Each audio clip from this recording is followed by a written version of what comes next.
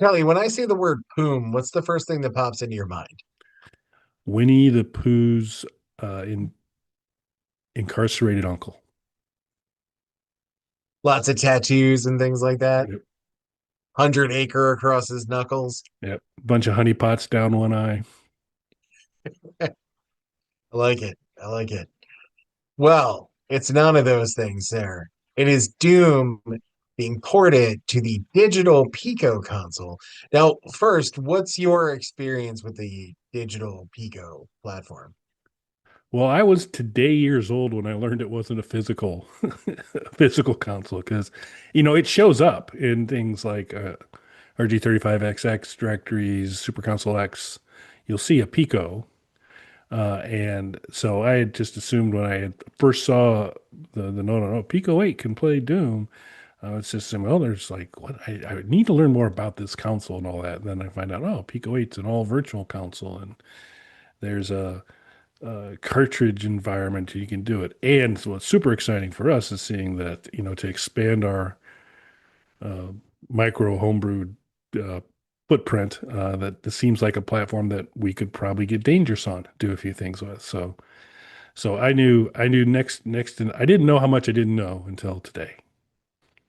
Yeah, I'm kind of in the same boat. I knew shockingly little apparently about this. I knew there was games for it in a similar way that you did, but didn't know it was a virtual console environment or that it was something that's apparently kind of user friendly and that maybe we could dip our toe into creatively speaking. But somebody's already dipped something a lot larger in, and they came out with Doom. And just in the interest of making Doom run on everything, I totally support this project right off the bat. But essentially, this is Doom in a 8-bit-esque environment. Now, what did you think when you first looked at this? First off, just the idea of 8-bit Doom. Where are you at with that? So I think it doesn't surprise me, given all the different things that they've gotten Doom to run on, that an 8-bit platform could be done. Um, I have to learn more about the Pico 8 system because it just seems to me, you say it's 8-bit, but is it? It just seems like there seems to be more horsepower behind or not, because you look at it and it's not much worse than the Game Boy Advance version of Doom. I mean, it's not nearly as big, and I think it's 128 by 128 resolution, so that's the thing. But I think you could actually see the ammunition if you're going through a level, which is a major trade up from the pixels that show up, or pixel that shows up in the Game Boy Advance version. So I was impressed, and I'm pretty amazed.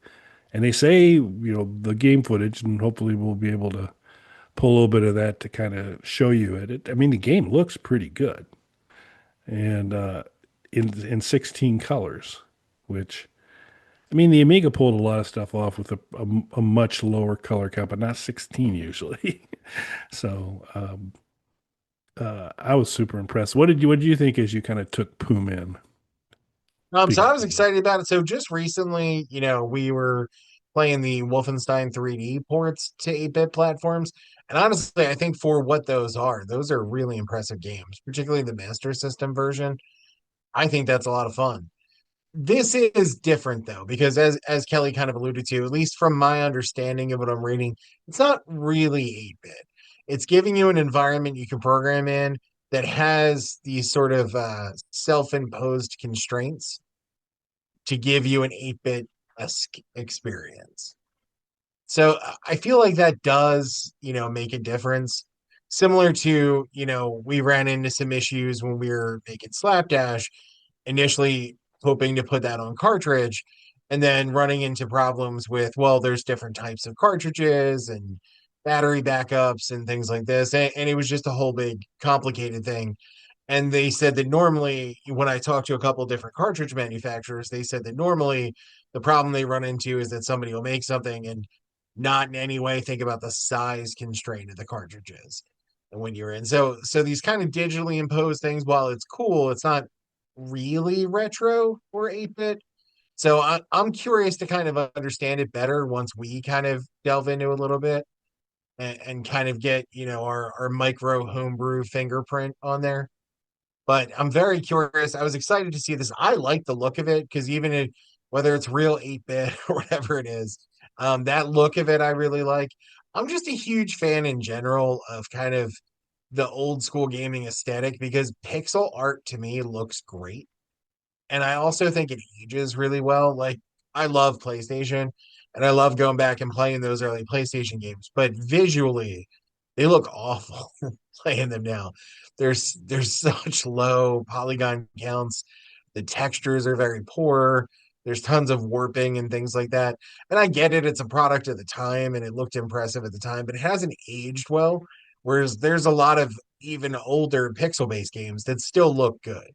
I just think it's an art form that really holds up. Yeah, because I think if there was a PlayStation version of this show where you and I were talking, we would look even scarier than we do now. And it would just be super, even more unnatural than we look now. And it would be distracting and concerning and bothersome. But if there was an 8-bit version of us doing the show, it'd be kind of cool. It'd be totally acceptable. You kind of just, it is what it is. You've kind of accepted to say, this isn't going to be photorealistic, where the initial PlayStation world is like we're headed towards photorealistic, but everyone has gotten bad plastic surgery, incredibly bad plastic surgery, and so although some of the PlayStation folks have ended up looking a little better than some of the actual plastic surgery folks, so there's that. But it's just yeah, it's a little disquieting when it's like you're trying to be more realistic where the 8-bit's like, nah, we're trying to make it look like a dragon. Does it kind of look like a dragon to you? Good. So, you can pull a key off really well, in 8-bit. So good stuff. Yeah, this looks fun. I'm looking forward for us getting into it a little bit more. I'd like to hear from the folks watching if you've been big Pico 8 folks and if you have some favorite games that you up until we release ours, of course. But if you've got some favorite games, let us know what those might be. But it does look cool. Obviously, I'm going to have to get this environment installed. It apparently runs on about anything: Linux, Windows, Apple. So there you go. Super flexible there. The cartridges. There's I forget the name of the tool, but there is a tool that will let you search across for available cartridges that are there. So there seems to be a real good kind of free market for this type of thing where you can get into a lot of things there. So I'm excited to learn more. I think putting Doom on it is a recipe for getting our attention for sure. And so that worked, and I'm looking forward to learning more. Yeah, so am I. This is a good excuse not only to play Doom again on another platform, but to learn more about the platform. So I'm excited. Yeah, it appears that these are not recreations of the first couple levels of Doom, but levels unique to Pico Doom. So that'll be kind of cool. New gameplay on that. It really does look good though. I would say it stacks up against the Game Boy Advance version very well. So and screen size is about equal to the 3DO. So there you go. What more? What more can you ask for? Cool. Anything else? No, I think that's it, sir. Cool. Thanks for watching, everyone. Thanks, everybody.